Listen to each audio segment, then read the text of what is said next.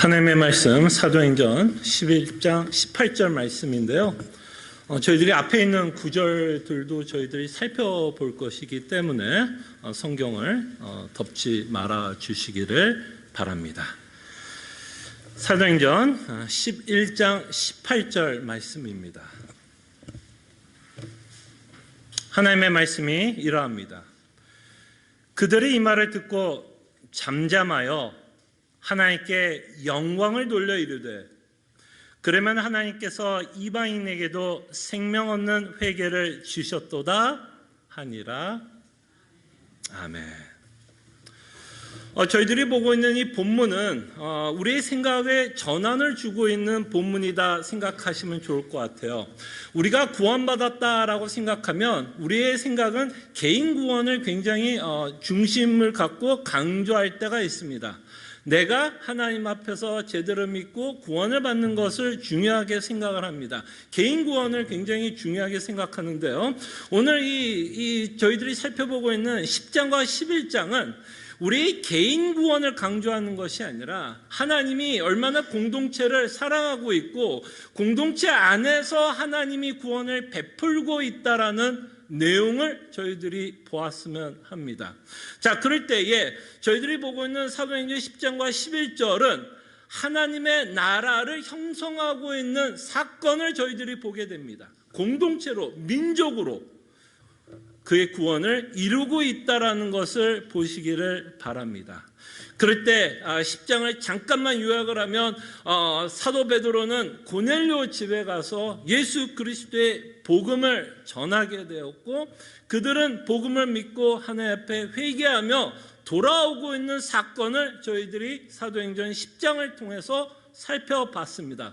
오늘 사도행전 11장은 10장의 내용에 계속해서 연속적으로 이어지고 있는 내용입니다.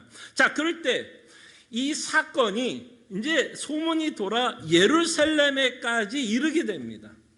이방인들이 예수 그리스도의 복음을 믿고 회개하며 돌아온 이 사건에 대해서 예루살렘에 있었던 사도들과 또 어떤 자들이 이 소식을 듣게 되냐면 할례자들이 이 소식을 듣게 됩니다.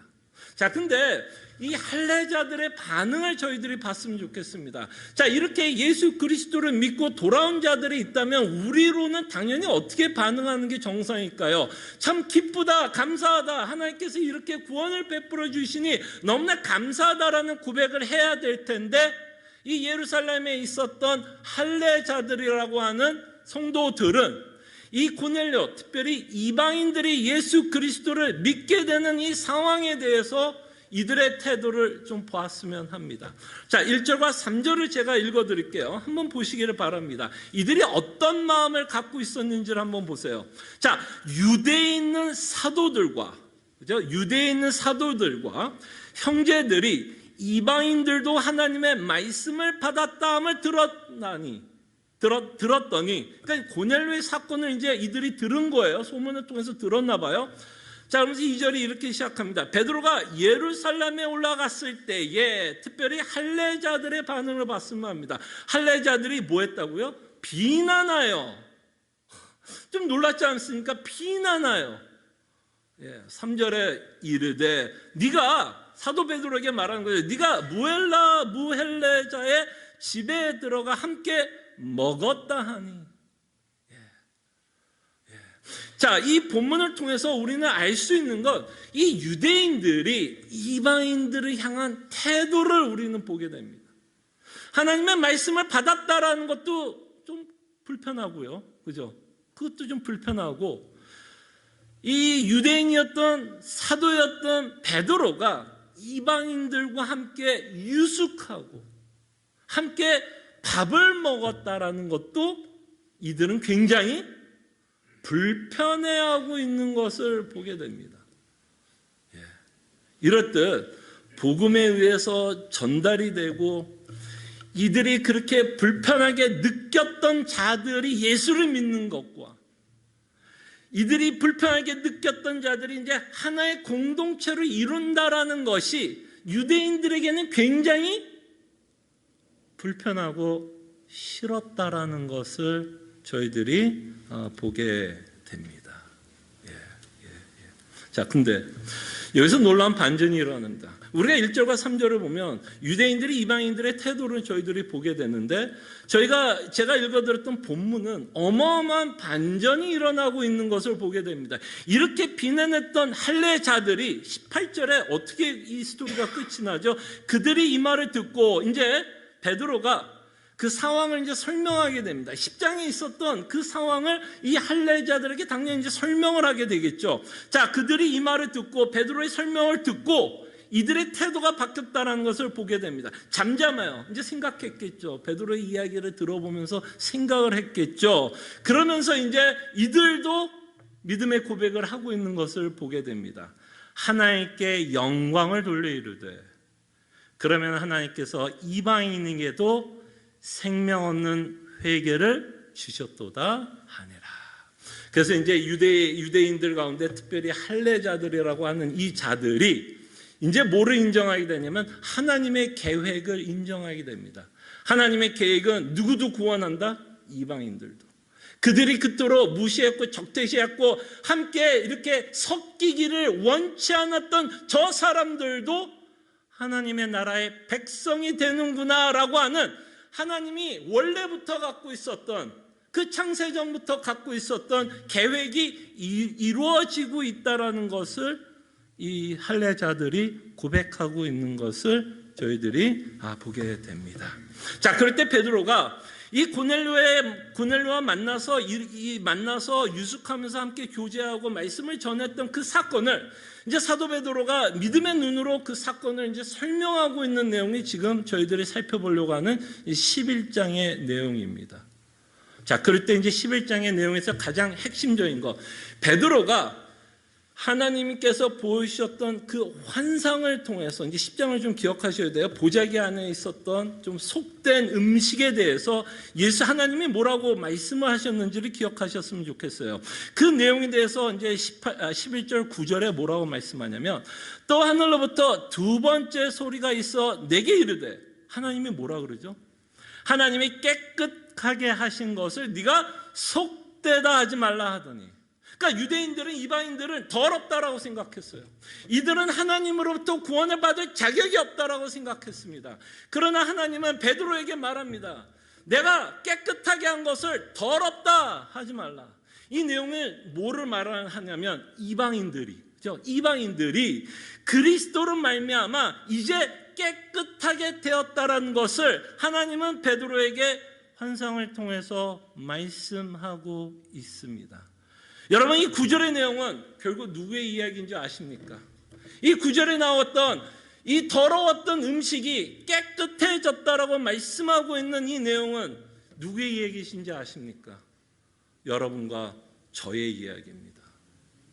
여러분과 저의 이야기예요. 하나님이 우리를 보시기에는 사실은 더러운 음식이었습니다. 부정한 음식이었어요. 입에 댈 수 없는 음식이었습니다. 썩은 음식이었고 상한 음식이었습니다. 그 더러웠던 우리를 깨끗게 하신 그 이유가 뭘까요? 깨끗하게 한 그 동기, 그 기초는 바로 예수 그리스도로 피로 말미암아 우리도 깨끗함을 받고 죄 용서함을 받았다라는 것을 보게 됩니다. 그래서 그 보자기 안에 있었던 그 환상의 핵심은 여러분들과 저도 그리스도로 말미암아 깨끗하게 되었다라는 것을 말씀하십니다. 자, 그러면서 사도 베드로가 이들에게, 고넬료에게 말씀을 전할 때 또 어떤 사건이 있었는지를 이렇게 설명합니다. 15절과 16절을 볼게요.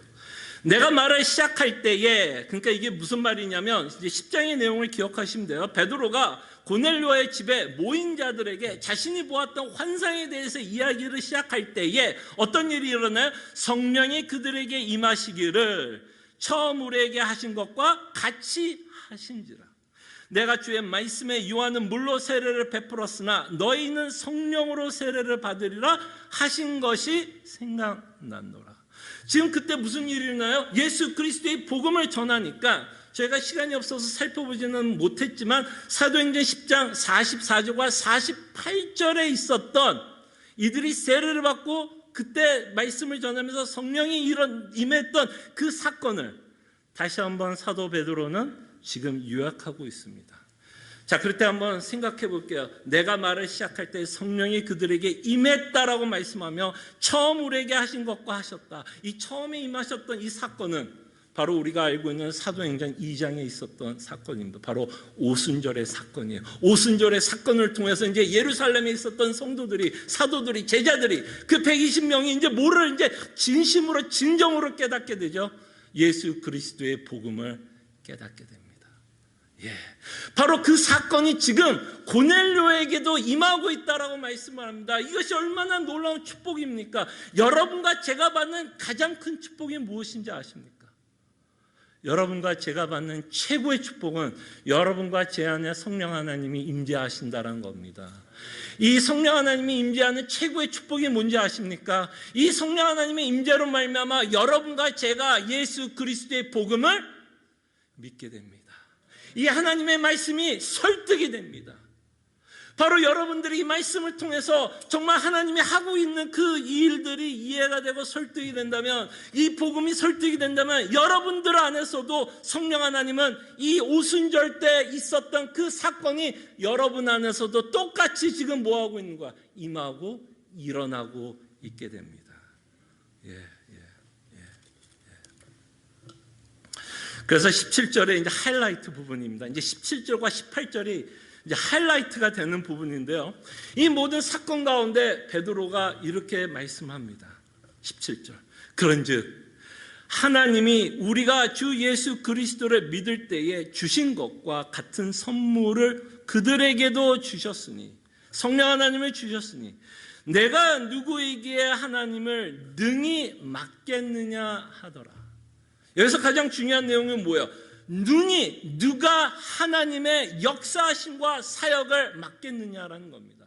너희들이 생각하기에는 이 이방인들이 구원을 받을 자격이 없다라고 생각할지는 모르나 하나님은 뭐라고 생각하는 거예요? 이들은 구원을 받을 수 있다. 예수 그리스도의 피로 말미암아 이들은 구원을 받게 되고, 내가 너희들에게 성령 하나님을 준 선물같이 나도 이들에게 선물을 주며 예수 그리스도를 믿게 하신다라고 말씀을 하시는 겁니다. 그럴 때 사도 베드로는 무엇을 말씀합니까? 누가 맡겠느냐? 하나님께서 구원을 베푸신다면 니들이 맡겠느냐? 누가 맡겠느냐라고 말씀하면서 바로 이 말씀을 합니다. 하나님의 주권적 은혜를 말씀합니다. 하나님이 갖고 있었던 그 주권적으로 너희들이 생각한 것과 다르게 하나님은 이방인들에게도 구원을 베푸신다라고 말씀합니다. 자, 그럴 때 이 내용을 통해서 우리가 좀 생각해 볼 수 있는 단어가 있는데요. 그 단어가 뭐냐면 불가항력적 은혜라고 하는 단어를 저희들이 좀 생각해 볼 수 있어요. 말은 좀 어려운 내용인 것 같지만 사실 그렇게 어려운 내용은 아니에요. 불가항력적 은혜. 자, 그럴 때 이 단어 하나를 생각해 보면서 하나님이 우리에게 베풀어 주신 주권적 은혜, 또는 하나님이 구원하시겠다라고 하면 누가 막을 수 있겠냐라고 하는 이 은혜에 대해서 저희들이 생각을 해 보겠습니다. 자, 그럴 때 불가항력적 은혜라고 하면, 여러분 은혜라는 단어가 뭐죠? 은혜라는 단어, 우리가 쉽게 말하면 이런 의미 아닙니까? 우리가 받지 못할, 우리는 이 선물을 받을 자격이 없음에도 불구하고 그 사람에게 뭔가를 선물을 줄 때에 우리는 그 사람에게 뭐를 베풀었다고 말을 하죠? 은혜를 베풀었다라고 설명을 합니다. 그래서 성경은 우리가 구원을 받았다라고 이야기했을 때 우리가 무엇을 받았다라고 설명을 하죠? 은혜를 받았다라고 설명을 합니다. 왜 우리가 구원을 받았을 때 은혜라고 표현을 하냐면, 우리가 이방인이었어요. 더러웠습니다. 하나님의 진노와 심판을 마땅히 받았어야 할 그런 사람에게 하나님이 구원을 베풀었기 때문에 우리가 받은 구원을 설명할 때 그것을 은혜다라고 표현을 합니다. 그래서 여러분들과 제가 받은 은혜를 설명하고 있는 단어예요. 은혜라고 하는 이 단어. 그 다음에 우리가 좀 생각해 보고 싶은 단어는 학력입니다. 학력이라는 단어. 여러분들의 학교를 말하는 게 아니라 학력이라는 말. 이 단어는 우리가 평상시에 쓰는 말은 아닙니다. 여러분, 학력이라는 단어 평상시에 쓰시는 분들이 있어요? 아마 평상시에 쓰는 단어는 아닌데, 이 학력이라는 말을 좀 표현하면 어려운 말이 아니에요. 이 학력이라는 말은 저항하는 힘입니다. 저항하는 힘. 뭔가에 대해서 대적하고 저항하는 힘을 항력이라고 표현하는 거예요. 자, 그럴 때 인간은 항력하면서 살았다고 성경은 말합니다. 무엇인가에 대해서 끊임없이 저항하고 대항하고 대적하면서 살았다라고 성경은 말씀합니다. 그럴 때 인간은 끊임없이 누구를 향해서 대적하면서 살았나요? 하나님을 저항하면서 살아왔다라고 성경은 말씀합니다. 하나님의 말씀에 대한 관심도 없었고, 하나님이 무엇에 대해서 말씀하려고 하는지에 대한 관심도 없었고, 그 복음에 끊임없이 인간은 저항하고 있었다라는 것을 보게 됩니다. 바로 이 항력이라고 하는 이 단어를 통해서 인간이 영적으로 죽었다라는 것을 표현하고 있는 단어다라고 생각을 하시면 됩니다. 인간이 얼마나 하나님을 저항한지 아십니까? 여러분, 우리가 인간이 얼마나 하나님을 저항했는지는 여러분들이 복음서를 읽어보시면 돼요. 복음서 읽어보면 끊임없이 인간이 누구를 저항하죠? 누구를 저항해요? 예수 그리스도를 저항합니다. 얼마큼 저항하죠? 죽기까지 저항했습니다. 야, 이르기도 힘들지 않아요? 그냥 우리가 보통 이런 말을 해요. 야, 네가 죽는 신용을 하면 보통 뭐예요, 사람이요? 그냥 들어주는 척이라도 하는데, 사람들은요 그냥 죽여버리고 싶었어요, 예수님을. 그래서 여러분, 요한복음에 보면 예수님을 뭐라고도 표현해요? 말씀이 오셨다라고 말씀했습니다. 말씀이 오셨다. 그때 예수님을 죽였다라는 건 그 말씀을 대적했어요. 하나님을 대적했어요. 그 복음을 대적했습니다. 이게 얼마나 여러분 인간 역사에서 가장 슬픈 스토리는 이거예요. 가장 비극은 여기 있습니다. 여러분, 전쟁 아니에요. 지금 뭐 어느 전쟁이 일어나서, 물론 제가 너무 전쟁을 좀 폄하해서 얘기하는 걸지도 모르겠지만, 제가 강조하고 싶은 인간의 최고의 비극은 뭔지 아세요? 인간이 예수님을 저항한 것이 인간이 갖고 있는 최고의 비극입니다. 이게 최고의 비극이에요. 우리가 인생을 살아가면서 이것보다 더 큰 비극이 어디 있습니까? 이 세상을 창조한 하나님을 인간은 저항했습니다.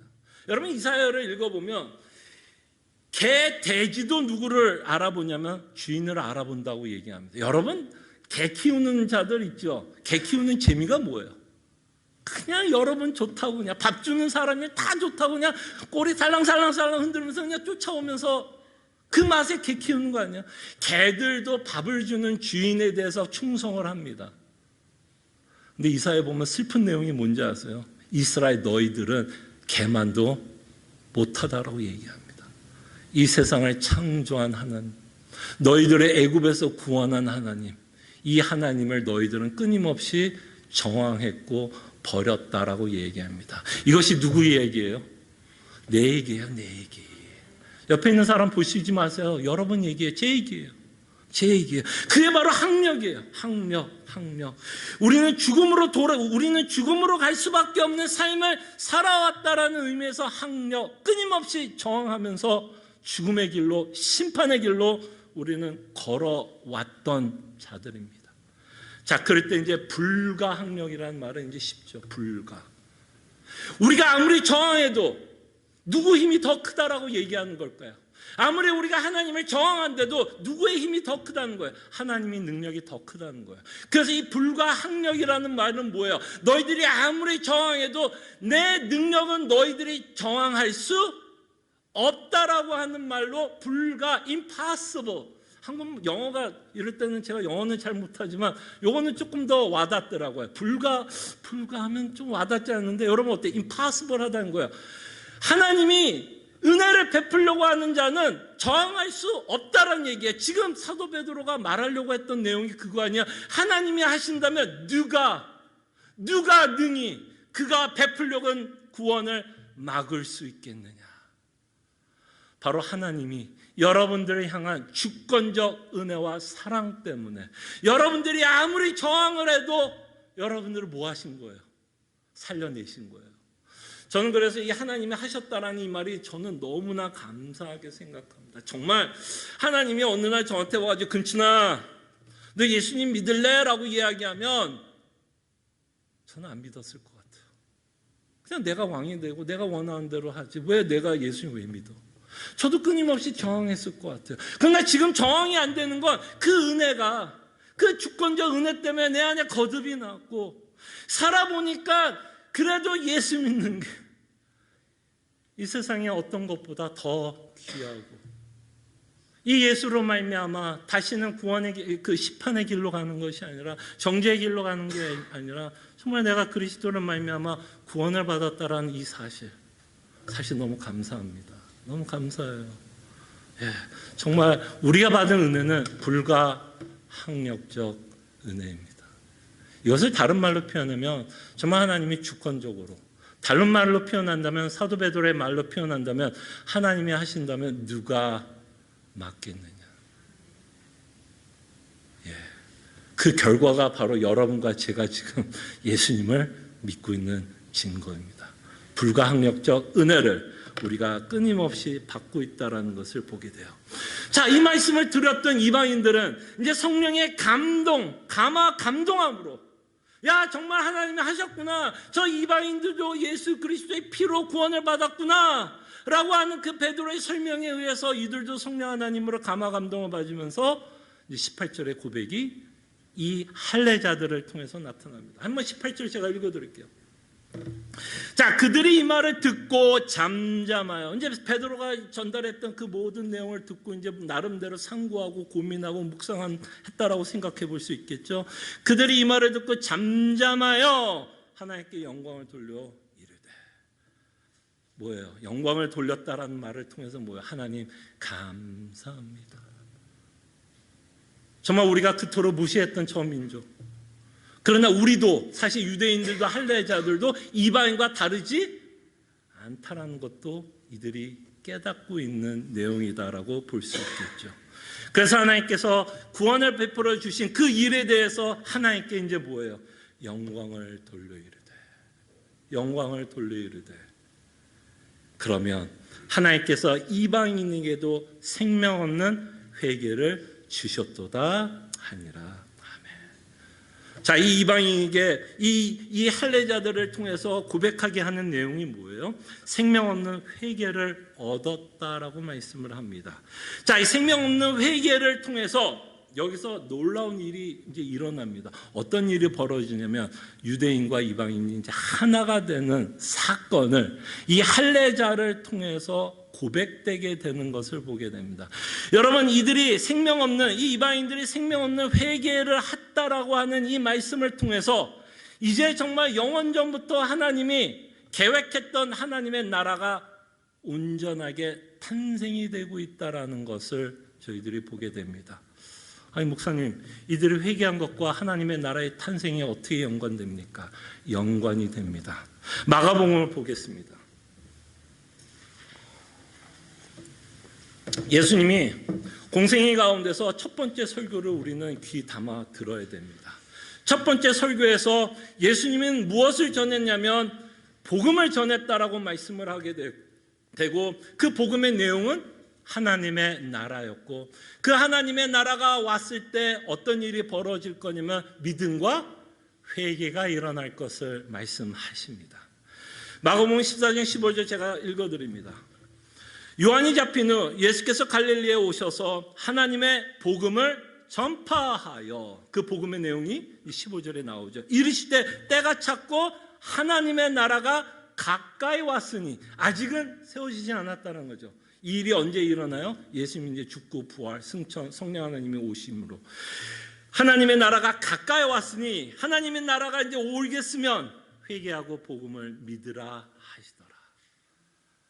그래서 바로 이 회개한 자들이 어디에 속하는 자들이 되냐면 하나님의 나라에 속하는 자들이 된다는 겁니다. 여러분, 회개라는 말이 뭐죠? 돌아선다라는 말이죠. 돌아선다, 유턴한다라는 것을 이해하면 하나님의 나라 있기 전에 우리가 어디에 있었죠? 흑암의 나라.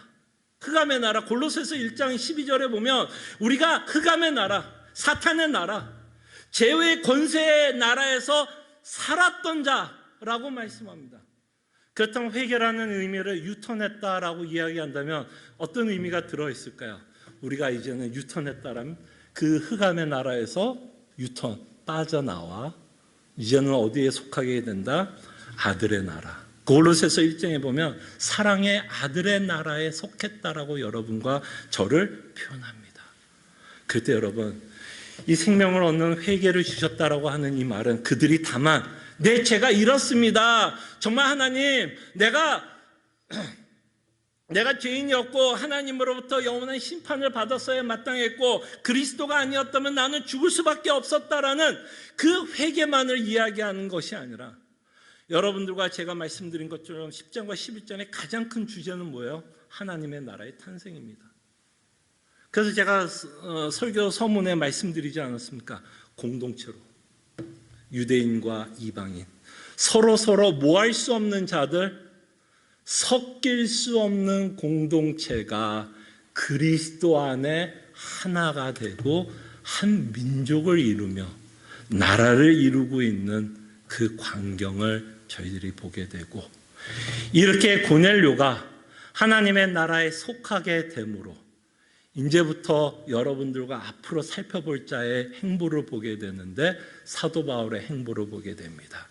이방인들이 그리스도로 돌아오는 이 사건은 결국 무엇을 열어주죠? 땅끝까지 이르러 이제 복음이 전파되는 계기가 됩니다.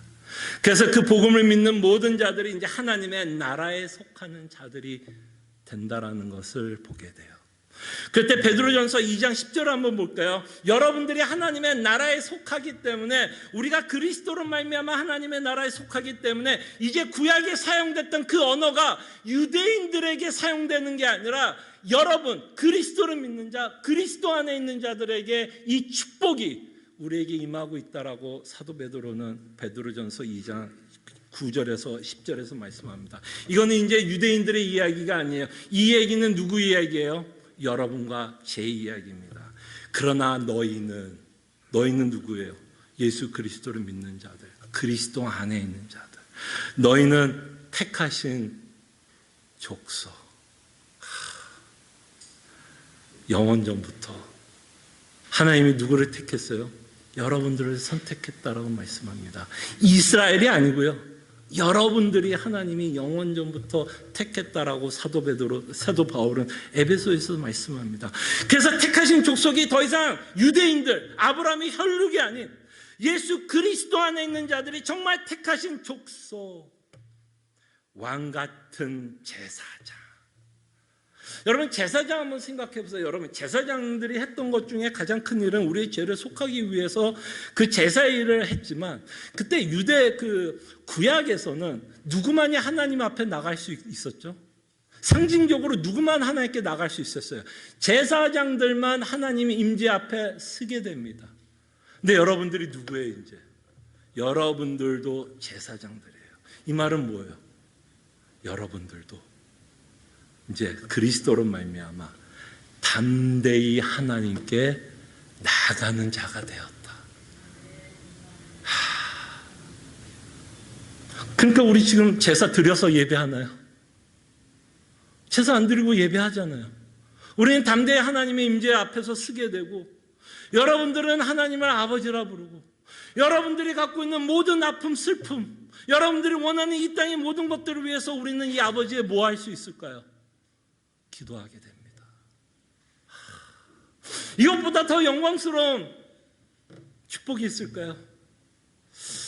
모르겠어요. 저는 제 주변에 유명한 사람들이 좀 없어서 이거를 좀 표현하기는 어려운데, 모르겠어요. 제가 만약에 바이든이 내가 아는 사람이어가지고 제가 그냥 마음대로 전화할 수 있는 사람, 저는 굉장히 나 되게 럭키하다고 생각할 것 같아요. 그냥 심심하면 이 세상에서 가장 강한 나라의 대통령에게 그냥 심심하면 Hey, what's up?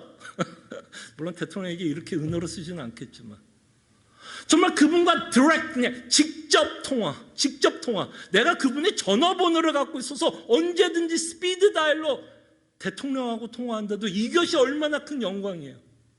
이것도 얼마나 자랑스럽고, 내가 아마 그렇다면 제가 여러분들 맨날 얘기할 거예요. 나 대통령하고 직접 지금 한번 통화해보는 게 자랑할 거예요. 근데 우리가 정말 그 액세스하고 있는 분이 누구냐면 천지를 지으신 그 하나님. 우리는 그 천지를 지으신 그 하나님 앞에 당당하게 나갈 수 있는 왕 같은 제사장. 정말 얼마나 놀라운 여러분과 제가 축복을 받고 살아가는지를 보세요. 그 다음에 그 하나님의 나라에 대한 내용이 계속 나오죠. 거룩한 나라. 회개하며 돌아온 모든 자들이 그 거룩한 하나님의 나라에 속한 백성. 야, 그 다음에 이 단어도 너무 좋아요. 그의 소유가 된 백성. 그의 소유가 된 백성. 이 소유라고 하는 이 말을 통해서 하나님이 우리에게 전하고 싶은 말이 뭘까요, 여러분 누구를 사랑하면, 이제 약간 제가 닭살 돋게 할게요. 여러분 뭐 이렇게 드라마 같은 걸 보면 젊은 사람들 막 사랑의 대화를 나눌 때 막 어떻게 사랑을 표현해요? 남자가 여자한테 또는 여자가 남자한테 내가 너를 사랑해 라고 표현할 때, 물론 직접적으로 나는 너를 사랑해 라고 표현할 수 있지만 그 사랑의 표현으로 여러 가지 방법 중에 하나가 뭘까요? 너는 내 거야. 너는 내 거야. 너는 내 거야. 나는 너 없이 살 수 없어.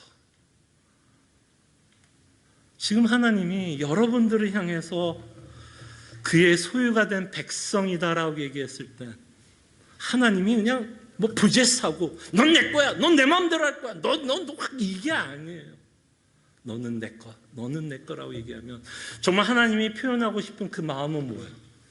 내가 너를 너무너무 사랑해서 정말 언제나 너를 내 그냥 호주머니에다 그냥 넣고 싶고 교제하고 싶어. 그냥 한시라도 떨어져서 살 수 없어.